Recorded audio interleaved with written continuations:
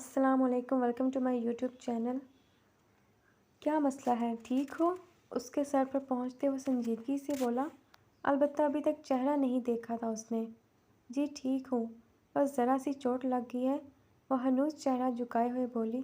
وہ اسے دیکھتے ہی پہچان گئی تھی کہ وہ کون تھا، مگر وہ نہیں چاہتی تھی کہ وہ اسے پہچانے۔ دکھاؤ کدھر لگی ہے؟ اس نے پنجوں کے بل بیٹھتے جیسے ہی اس کے پاؤں کو چھونا چاہا، مہیرہ ایک دم گھبرا کر پیچھے ہوئی۔ چہرہ اٹھائے وہ گھبرائی سی اسے دیکھ رہی تھی۔ ایک پل کو سامر میز ساکت ہو گیا، سرخ سفید چہرہ، روئی روئی آنکھیں اور اطراف میں بکھرے سیاہ بال۔ وہ خوبصورتی کا مجسمہ تھی، چہرے پر چھائی معصومیت اسے اور دلکش بنا رہی تھی۔ نگاہیں مزید بھٹکتی اس کے گلابی نم لبوں پر آئی تو یوں لگا دل سینے میں مچلنے لگا، مگر وہ جلد سنبھل گیا۔ پہچان تو وہ بھی اسے گیا تھا۔ دیکھنے دو، خون بہہ رہا ہے، من چلے جذباتوں کا بمشکل گلا گھونٹتے وہ اب اس کے سفید پاؤں کو دیکھتے ہوئے بولا تھا، میں ٹھیک ہوں، آپ جائیں۔ وہ پیچھے ہوتے ہوئے اب درخت سے لگ گئی تھی۔ زخمی پاؤں پر اس نے پورا ہاتھ جما لیا جو اب سرخ ہونے لگا تھا۔ اسے سامنے بیٹھے شخص سے خوف محسوس ہو رہا تھا۔ ابھی کل ہی تو کبیر کا بھیانک چہرہ دیکھا تھا، اوپر سے سامر کی گہری بے باک نگاہیں اپنے چہرے پر بخوبی محسوس کر رہی تھی۔ آرام سے دیکھنے دو، یا چلو اٹھو میرے ساتھ، کدھر ہے گھر تمہارا؟ وہ اپنی ہی بات بولتا اٹھ کھڑا ہوا۔ وہ جب نہیں چاہ رہی تھی کہ وہ اسے چھوئے تو وہ کیسے زبردستی کر سکتا تھا؟ البتہ اس کے سفید پاؤں پر وہ زخم اسے بے چین کر گیا تھا۔ نہیں، میں چلی جاؤں گی۔ خود چلو گی تو اچھا ہوگا۔ ایک دم اس کا لہجہ سرد ہو گیا۔ وہ بلا وجہ ضد کر رہی تھی، اور سامر کو کہاں عادت تھی بار بار بات دہرانے کی۔ کہا نا کہ نہیں۔ سامر نے یکدم جھکتے اس کا بازو پکڑتے اسے اٹھایا۔ سب اتنا جلدی اور غیر متوقع تھا کہ اسے سمجھ ہی نہیں آیا۔ اس کے کندھے پر ہاتھ رکھتے وہ بمشکل فاصلہ رکھ پائی تھی۔ سیاہ بال لہراتے ہوئے اس کے چہرے پر آتے پھر پیچھے کو ہوئے تھے۔ سامر نے لب پینچے، دھڑکنیں نہ جانے کیوں مدھم پڑی تھیں۔ ایک بار کی سمجھ نہیں آتی تمہیں؟ مجھے یقین ہو گیا ہے۔ اسے بنا سمجھنے کا موقع دیے اسے زبردستی گاڑی میں بٹھا چکا تھا۔ وہ زبردستی کا ہرگز قائل نہیں تھا، مگر اتنی صبح ایک زخمی لڑکی کو کیسے چھوڑ جاتا بیچ راستے میں؟ مگر وہ تھی کہ سن نہیں رہی تھی۔ آپ ہوتے کون ہیں؟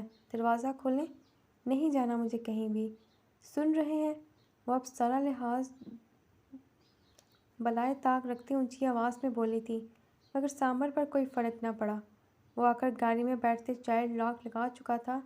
رستہ بتاؤ، سرد و سپاٹ لہجہ۔ وہ گاڑی سٹارٹ کر چکا تھا۔ مہیرہ نے رخ بدل لیا، البتہ وہ کافی خوف زدہ تھی۔ اس کے ساتھ اکیلی گاڑی میں بیٹھ کر کچھ ہاضم کی باتوں کا اثر تھا تو کچھ سامنے بیٹھے شخص سے خوف زدہ تھی۔ سامر نے شدت سے لب بھینچے اسے دیکھا۔ وہ کچھ ہی لمحوں میں اسے شدید غصہ دلا چکی تھی۔ آواز آ رہی ہے تمہیں؟ رستہ بتاؤ، کدھر جانا ہے؟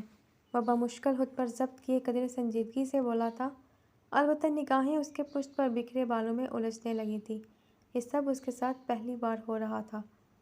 نہیں بتاؤں گی، بنا اسے دیکھے وہ ضدی لہجے میں بولی، البتہ آنسو روکنے کی چاہ میں آواز بھاری ہو رہی تھی۔ ایک تو پاؤں میں درد تھا، اوپر سے یہ مصیبت۔ وہ اتنی ضدی نہیں تھی، مگر ابھی درد تو نیند کے بعد چڑچڑی ہو رہی تھی۔ سامر نے ایک دم سائڈ پر گاڑی روک دی۔ مہیرہ کو لگا وہ اسے اتار دے گا، مگر ٹھیک ہے، اب گاڑی میں ہی بیٹھی رہو، نہ تو میں دروازہ کھولوں گا نہ ہی یہ گاڑی چلے گی، سرد لہجے میں کہتے وہ اپنا موبائل نکال کر اب مصروف ہو گیا تھا۔ ضد میں اس سے کہاں کوئی جیت سکتا تھا؟ مہیرہ نے حیرت و صدمے سے اسے دیکھا، مگر اس کے وجیح چہرے پر چھائی سرد مہری اسے مزید خوفزدہ کر چکی تھی۔ کیا مطلب ہے آپ کا؟ دماغ ٹھیک ہے؟ دروازہ کھولیں۔ مگر وہ پھر بھی ہمت کر کے بولی، اور ساتھ ہی دروازہ کھولنے کی کوشش کی، مگر اس نے نہ کھلنا تھا نہ ہی وہ کھلا۔ اسے اب شدید رونا آیا، مگر سامر نے جیسے کان بند کر لیے تھے۔ آپ کو سمجھ کیوں نہیں آ رہی ہے؟ مجھے گھر جانا ہے، دروازہ کھولیں۔ وہ اب اسے دیکھتے ہوئے بسی سے بولی، مگر کوئی جواب نہیں۔ آپ سے بول رہی ہوں۔ مگر جب برداشت ختم ہوئی تو اس نے پل میں اس کے ہاتھ سے موبائل چھینتے اسی کے اوپر پھینکا اور شدت سے بولی تھی، جبکہ سامر کچھ پل حیران رہ گیا۔ وہ لڑکی بار بار غلطیاں کر رہی تھی جو وہ کسی کو معاف نہ کرتا۔ تمہاری ہمت بھی کیسے؟ مگر پھر ایک دم ہوش میں آتے، ایک دم اس کے قریب ہوتے وہ چلایا ہی تھا کہ تھم گیا۔ مہیرہ شدید خوف زدہ ہوتے پیچھے دروازے سے پن ہوتے اسے شدید خوف سے دیکھ رہی تھی۔ دونوں کے درمیان فاصلہ تھا مگر زیادہ نہیں تھا، جبکہ سامر اس کی آنکھوں میں خوف و درد دیکھتے چپ ہو گیا مگر نگاہیں نہ ہٹا سکا۔ وہ اس وقت کتنی دلکش لگ رہی تھی شاید اسے اس بات کا اندازہ بھی نہیں تھا۔ جانے دیں، وہ قدرے خوف سے بڑبڑائی۔ سامر کی نگاہ ایک پل کو اس کے گلابی لبوں پہ گئی۔ نچلے لب کے درمیان ایک قدرتی لائن تھی۔ وہ ہونٹ جب ہلتے تو اس کا دل تھمنے لگتا تھا مگر پھر اس نے سر جھٹکتے حواس بحال کیے۔ وہ شیو پر ہاتھ پھیرتے پیچھے ہوتے گاڑی سٹارٹ کر چکا تھا۔ راستہ بتاؤ۔ وہ اب بھی پیچھے نہ ہٹا اپنی بات سے۔ آواز معمول سے ہٹ کر کچھ بھاری تھی، نیلی رگیں ابھر چکی تھیں اور سیاہ آنکھوں کی پتلیاں گلابی ہو رہی تھیں۔ مہیرہ نے گہرا سانس لیتے اسے اب راستہ بتایا تھا۔ دل تاکہ کانوں میں ادھم مچا چکا تھا۔ وہ ویسے ہی بیٹھی رہی۔ اس وقت پاؤں کا درد وہ پوری طرح بھول چکی تھی۔ کچھ لمحوں بعد گاڑی رکی تو مہیرہ کو جیسے ہوش آیا۔ وہ ایک دم سیدھے ہوتے بیٹھی۔ کدھر ہے گھر؟ وہ بنا اس کی جانب دیکھتے ہوئے بولا۔ اب کی آواز کافی سنجیدہ تھی۔ یہی سامنے۔ وہ بمشکل لہجے کو نارمل کر پائی مگر چہرہ شدید سرخ ہو رہا تھا۔ سامر نے بنا اور کچھ کہے دروازہ کھولا تو مہیرہ پل میں گاڑی سے اترتی اور اتنی شدت سے پاؤں میں درد ابھرا مگر اب لب بھیجتے وہ سسکی روک چکی تھی۔ گاڑی کا دروازہ بند ہوا تو سامر اسے دیکھنے لگا۔ سیاہ لمبے بال کندھوں پر بے ترتیبی سے بکھرے ہوئے تھے اور دوپٹہ کندھوں سے ہوتا بازوں پر جھول رہا تھا۔ وہ دلکش تراشا ہوا سراپا۔ وہ نگاہیں پھیر گیا تھا۔ اتنی بے اختیار اس کی نگاہیں کب ہوئی تھیں؟ مہیرہ دائیں پاؤں پر زیادہ وزن ڈالتے بنا پیچھے مڑے کچھ قدم کے فاصلے پر بنے اس چھوٹے مگر خوبصورت گھر کے دروازے پر کھڑی تھی۔ اسے اندر جاتا دیکھ کر سامر نے گاڑی ریورس کر دی تھی۔ اے یار میرے تو ہونٹ ہلا اور باتیں دل کی کھول سہی، میں ہر دم مست الست رہوں کچھ لفظ زبان سے بول سہی۔ وہ مہیرہ کو اتارتے ہی وہاں سے چلا گیا تھا اور تب سے ندی کنارے بیٹھا پتھر اٹھا اٹھا کر ندی میں پھینکتے اپنے اندر کے غبار کا رواں کم کرنے کی ناکام کوشش کر رہا تھا۔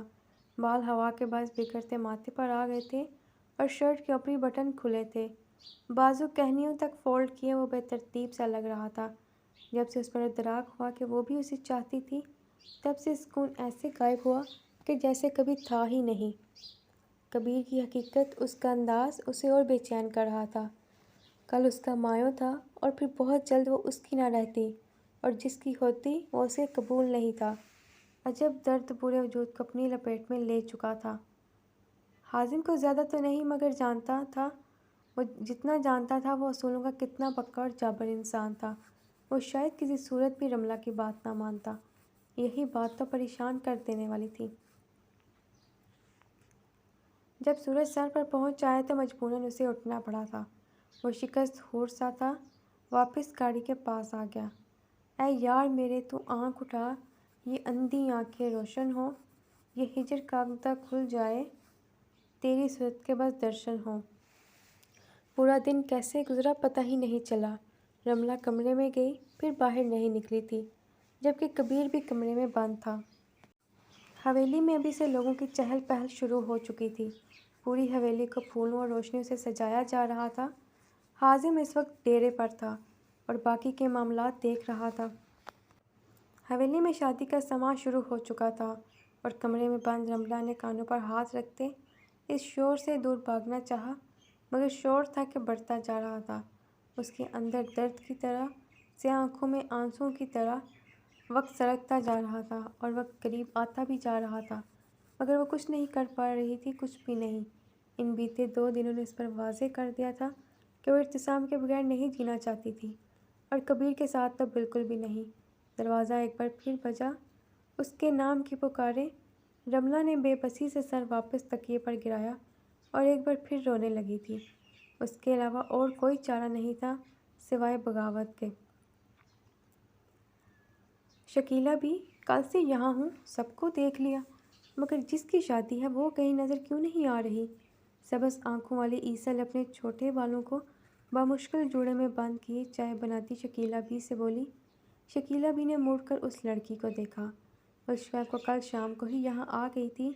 یہاں سب اس کے لیے انجان تھے، مگر اس نے شکر کیا وہ اس عذاب سے نکلی تھی۔ جواد کو سامنے کسی صورت برداشت نہیں کر پا رہی تھی۔ اس نے اس کی زندگی برباد کرنے میں کوئی کسر نہ چھوڑی تھی۔ شدید دکھ و تکلیف تھا، مگر وہ دوسروں کے سامنے خود کا اور تماشا نہیں چاہتی تھی۔ جب بھی نارمل رہنے کی بھرپور کوشش کر رہی تھی، البتہ راتیں اکثر اسے رلا دیتی تھی۔ رملہ بیٹی اپنے کمرے میں بند ہے، صبح سے سب نے کوشش کی، مگر انہوں نے تو اپنے باپ کی بھی نہیں سنی اور اب تک دروازہ نہیں کھولا۔ شکیلا بھی قدرے رازداری سے بولی تو ایسل نے حیرانگی سے انہیں دیکھا۔ وہ شادی سے خوش نہیں ہے؟ اسے حیرت ہوئی۔ کتنی خوشی کی بات تھی کہ شادی کے بعد بھی اسے گھر چھوڑ کر جانا نہیں پڑ رہا تھا۔ تو وہ کیوں خوش نہیں تھی؟ یہ ہمیں کیا پتہ۔ تم اب جلدی سے ہاتھ چلاؤ اور سلاد کاٹو، رات کے کھانے کا وقت ہو گیا ہے۔ حازم سائی کو بالکل پسند نہیں اگر دیر سے کھانا لگے۔ شکیلا اب کھانے کی طرف متوجہ ہوئی تھی۔ حویلی میں کافی لوگ تھے، اس حساب سے کام بھی بڑھ چکا تھا۔ ایسل نے مڑ کر ایک پل کو سیڑھیوں سے اوپر اس پہلے کمرے کو دیکھا جو ہنوز بند تھا۔ اے یار میرے تو جھوم ذرا، تجھے دیکھ کے برسے بارش بھی، تیری خوشبو بوندوں میں آئے یہ دل میں اٹھے خواہش بھی۔ اگلی صبح کافی روشن تھی، مگر گرمی بھی کافی زیادہ تھی۔ ایسے میں آئی نور کی آواز پوری حویلی میں گونج رہی تھی۔ روشنی، کب سے کمرے میں بلا رہی ہوں، میری بلیک ہیلز کدھر رکھتی ہیں، جلدی آ کر دو، ایک تو میں اتنی لیٹ ہو چکی ہوں اور پھر کسی کو پرواہ ہی نہیں۔ بیبی پنک شرٹ میں وہ بے ترتیب بالوں کے سنگ اپنے کمرے کے دروازے کے وسط میں کھڑی تھی۔ رملہ اس کی اچھی دوست تھی، آج اس کا مایوں تھا۔ وہ جلد جانا چاہتی تھی، مگر ہمیشہ کی طرح وقت پر سب چیزیں جیسے گم ہو گئی تھیں۔ آئی نور، آواز اونچی مت رکھا کرو، تمہارا باپ اور بھائی گھر میں ہے، اور کتنے ملازم ہیں، کچھ تو خیال کرو۔ ماں نے کمرے سے نکلتے اسے سمجھانا چاہا، مگر وہ کہاں سن رہی تھی۔ بی بی ادھر ہی تو رکھی تھی، آپ چلیں میں بتاتی ہوں۔ روشنی پل میں حاضر ہوئی تھی۔ رکھتی تو ادھر ہی ہو، کتنی بار کہا ہے ہر چیز جگہ پر رکھا کرو، مگر تم ہو کے خفگی سے کہتے وہ اپنا اورنج گھیرے دار فراق اٹھاتے۔ ڈریسنگ روم میں بند ہو چکی تھی۔ اے یار میرے تو ہنستا جا، دکھ درد و الم سب ٹل جائیں، تو میرا نام پکارے جب یہ لوگ سنیں اور جل جائیں۔ یلو کلرڈ نفیس کام والے گھیرے دار فراق میں ملبوس، وہ ہلکے میک اپ میں وہ سگوار سا حسن لیے لاؤنج میں صوفے پر بیٹھی ہوئی تھی۔ چاہنے کے باوجود وہ وقت کو نہ روک سکی اور وقت آ گیا تھا۔ اس وقت لاؤنج میں کافی گہما گہمی تھی، بے فکرے کہکہے، اونچی آواز، دل فریب انداز اور سترنگی لباس میں ملبوس عورتیں۔ سب کچھ تو کافی خوبصورت تھا، مگر پھر کیوں کچھ بھی اچھا نہیں لگ رہا تھا۔ اورنج فراق میں خوبصورتی سے میک اپ کیے اور بلیک ہیل میں مقیم اپنے پاؤں کو بار بار ہلاتی رملہ کو دیکھتی، پھر سامنے ہی بیٹھی مہیرہ کو، جو کریم کلر کے شارٹ فراک اور کیپری میں پھولوں کا زیور پہنے بالوں کو بالکل کھلا چھوڑے اسے ہی دیکھ رہی تھی۔ دونوں کچھ پریشان سی تھی۔ آئی نور کو کسی بات کا نہیں پتہ تھا، جب بھی وہ مگر وقت ہی نہیں مل رہا تھا وہ اس سے پوچھتی۔ مہیرہ نے دائیں جانب سے بال کان کے پیچھے کرتے دائیں بائیں دیکھا، وہاں کوئی مرد نہیں تھا۔ بھی تو عورتوں کے رش میں نہیں نظر آ رہا تھا۔ رملہ تھوڑا سا تو مسکرا دو، سب آپ باتیں کر رہے ہیں۔ بالآخر مہیرہ نے اس کے کان کے پاس ہوتے ہوئے سرگوشی نما سا کہا، مگر رملہ جبراً بھی مسکرا نہ سکی تھی۔ ہو کیا رہا ہے؟ آئی نور کچھ اور بے چین ہوئی تھی۔ کمرے میں جا کر بتاتی ہوں، کچھ عورتوں کے پاس آتے ہی وہ آرام سے بولی، جبکہ وہ عورتیں اب اس کی بلائیں لے رہی تھیں۔ اے یار میرے تو کچھ تو کر، تیرے عشق میں یہ سوغات ملے، تیرے در پر کاسہ دل لاؤں، مجھ سائل کو ہے رات ملے۔ کیا مطلب؟ زبردستی شادی کیوں؟ آئی نور تو سنتے ہی صدمے سے جیسے چلائی تھی جبھی مہیرہ نے اسے گھورا تھا۔ وہ تینوں اس وقت رملہ کے کمرے میں بیٹھی ہوئی تھیں۔ فنکشن ختم ہو چکا تھا۔ رملہ تکن کے بعد بیڈ پر گری ہوئی تھی، جبکہ وہ دونوں کب سے بولے جا رہی تھیں۔ سن لیا کسی نے تو ادھر آ جائیں گے، وہ رملہ کو پھر بند دروازے کو دیکھتے ہوئے بولی۔ لیکن حازم لالا سے بات کرو نا، یا پھر انکل سے۔ حقیقی معنوں میں تو وہ پریشان ہوئی تھی، مگر حازم کی سخت طبیعت سے وہ بھی واقف تھی۔ وہ بالکل نہیں سن رہے ہیں یار، اور کبیر بھائی تو… اس نے دکھ سے بات ادھوری چھوڑ دی، جبکہ آئینور سر پکڑ کر بیٹھ چکی تھی۔ اتنا سب ہو گیا، مگر ان دونوں نے اسے بتایا تک نہیں تھا، اور اب پرسوں تو نکاح و بارات تھا، اب تو کچھ بھی ممکن نہیں رہا تھا۔ کمرے میں آسودہ سی خاموشی چھا گئی۔ اے یار میرے تو شعر سنا، ان مصرعوں میں کچھ جان آ جائے، سب لفظ دمادم رقص کریں، کوئی رمز تجھے بھی چڑھ پائے۔ شام سے رات، رات سے صبح، اور صبح سے اب شام ہو رہی تھی۔ ایک دن جیسے کیسے گزرا پتہ ہی نہیں چلا، اور جن کو پتہ چلا ان کے لیے کافی تکلیف دہ تھا۔ آج مہندی تھی اور کل سے کافی زیادہ رش تھا آج حویلی میں، مگر سیٹ اپ سارا لان میں کیا گیا تھا، تو سب لوگ وہیں تھے۔ تقریباً پورے گاؤں کو بلایا گیا تھا۔ لوگ تھے کہ حد نظر تک پھیلے ہوئے تھے، کہہ سترنگی رنگ مل کر سارے ماحول کو خوبصورت بنا چکے تھے۔ ایسے میں وہ ملٹی کلرڈ لہنگا پہنے، اپنے کامدار دوپٹے کو کمر سے گزار کر بازو پر ڈالے ہلکے میک اپ میں کافی خوبصورت لگ رہی تھی۔ سیاہ لمبے بالوں کو لوز کرل کیے اس نے ان میں جگہ جگہ چھوٹے چھوٹے پھول جیسی پنس لگائی ہوئی تھی، یوں لگتا اس کے بالوں میں پھول لگے ہوئے تھے۔ ہاتھوں میں سلور چوڑیوں کے ساتھ آدھا گلاب کے گجرے پہنے، وہ ہاتھوں میں گجرے اور پھولوں والی تھال لیے ایک ایک قدم دے کر اوپر جا رہی تھی۔ تھال پکڑنے کی وجہ سے لہنگا نہیں پکڑ پا رہی تھی، اس لیے سارا دھیان پاؤں کی طرف تھا۔ جب اچانک ہی اپنے سے ایک سیڑھی اوپر سیاہ چمکتے بوٹ دیکھ کر ایک دم چونکتے ہوئے سر اٹھایا، تو ایک پل کو ساکت ہو گئی تھی۔ وہ جو ابھی حازم سے بات کر کے نیچے جا رہا تھا، اسے اوپر آتا دیکھ کر رک گیا، تو دل بھی جیسے تھم گیا تھا۔ پھولوں سے سجی وہ لڑکی کوئی مہکتا پھول ہی لگ رہی تھی۔ وہ ایک پل کو بھی نگاہیں نہ ہٹا سکا تھا، مگر اس نے ابھی نہیں دیکھا۔ جب بھی سامر دھیرے دھیرے ایک سیڑھی اترتے ہیں اس کے سامنے آ کر رک گیا، تو وہ بھی رک گئی۔ نگاہوں کا تصادم ہوا تو دھڑکنیں معمول سے ہٹ کر تیزی سے دھڑکنے لگی۔